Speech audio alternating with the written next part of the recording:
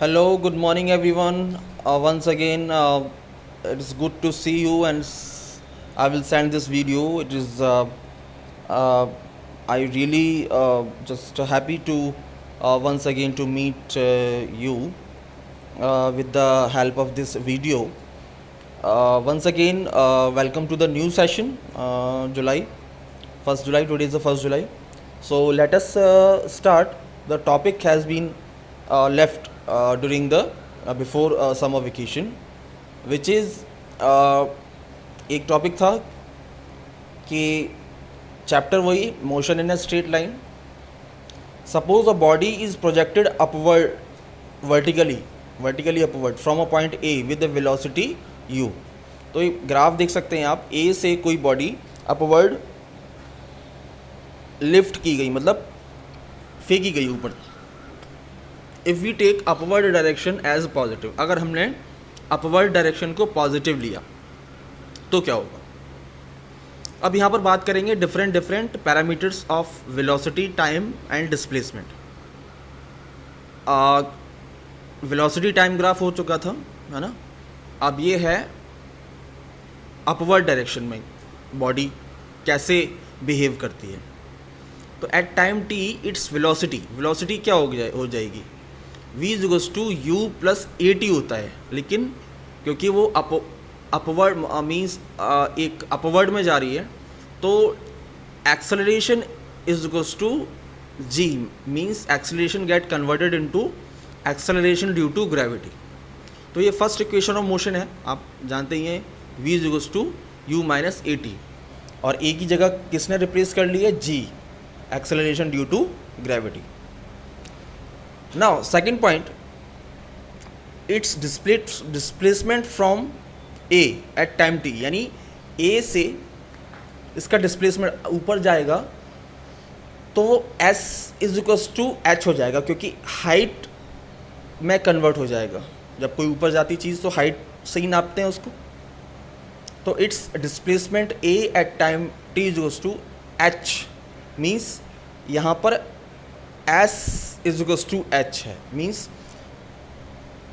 h is equals to u t minus half g t square, है ना. This is the second equation of motion, where s means displacement converted into h. यानी यहाँ पर displacement किस में convert हो गया, हाइट में कन्वर्ट हो गया. Third, its velocity when it has a displacement h is given bye. अगर उसकी वेलोसिटी v है तो डिस्प्लेसमेंट h कितना हो जाएगा, v square is equals to u square plus two g h. Means v square is equals to u square plus two a s होता है, but यहाँ पर एक्सेलरेशन में किस में कन्वर्ट हो गया, g में, और s किस में कन्वर्ट हो गया, h में. ठीक है. Now when it reaches the maximum height from a its velocity v is equals to 0. अब आपको मालूम है कि जब ये मैक्सिमम हाइट अटेन करेगा, यानी सी ए बी फ्रॉम ए से मैक्सिमम हाइट अटेन करेगा, तो कुछ देर के लिए वो रुक जाएगा, यानी फाइनल वेलोसिटी कितनी हो जाएगी, 0. So this happen.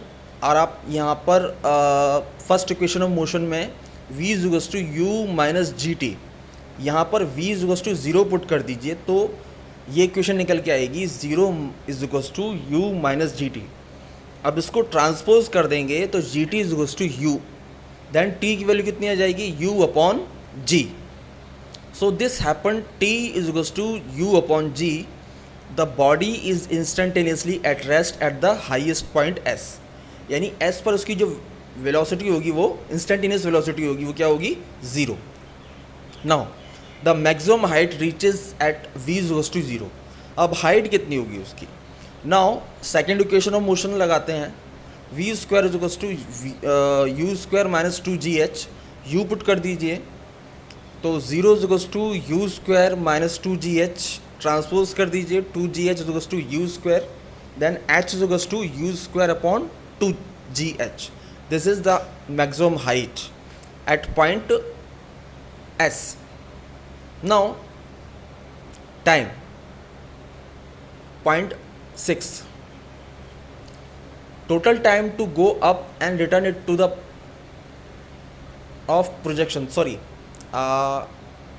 हाँ टाइम मैंने आपको बता दिया u अपॉन जी। तो टोटल टाइम क्या हुआ आपको मालूम है, इक्वेशन 4 में t1 क्या है u अपॉन जी, यानी अपवर्ड गया फिर डाउनवर्ड गया। t2 is to u upon g. अब यहाँ पर माइनस क्यों, टाइम कभी माइनस नहीं होता इस वजह से। तो t is to t1 plus t2 is to, दोनों को प्लस कर देंगे, u upon g plus u upon g is to 2u upon g. So this is the total time travel while upward and downward motion. Now 7th point. At any point C between A and B where AC is equals to S.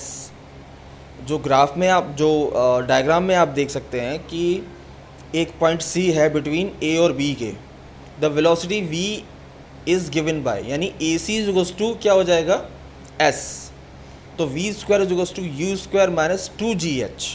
यहाँ पर H को क्या put कर देंगे S, then put कर दीजिए v square is equals to u square minus 2GS, then under root लगा दीजिए plus minus u square minus 2GS।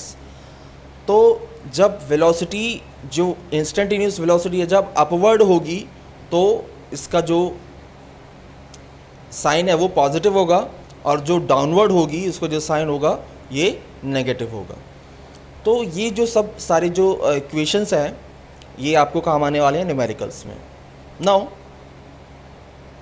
Relative velocity.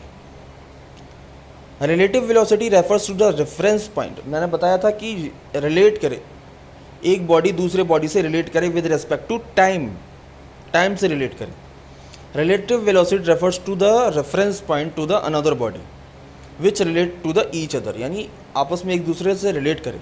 Example मैं बता रहा हूँ, an object A with respect to another object B is the time rate at which the object A changes its position with respect to B. यानी कोई भी object, यानी इन दोनों में से कोई भी ए बी के रिस्पेक्ट में अपनी पोजीशन चेंज करता है with respect to time t, और या ए अपनी पोजीशन चेंज करता है टाइम टी में, या बी पोजीशन चेंज करता है with respect to A.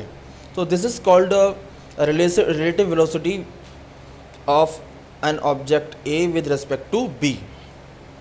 It's position with respect to B क्या हो जाएगा वी ए बी। अगर हम दोनों की रिलेटिव वेलोसिटी कंपेयर करें, vector B A B is goes to v A minus v B, where v A and v B are the velocities of object A and B, यानी ये ए और B की velocities हैं। अब यहाँ vector V A और we B क्या indicate करता है, the addition of negative of B to the velocity of A, यानी उसमें वेलोसिटी किसकी, ऑब्जेक्ट ए की वी ए, उसमें क्या ऐड हो गया है, नेगेटिव वेलोसिटी ऐड हो गई है किसकी, बी की। So this is the equation of relative velocity. So thank you very much.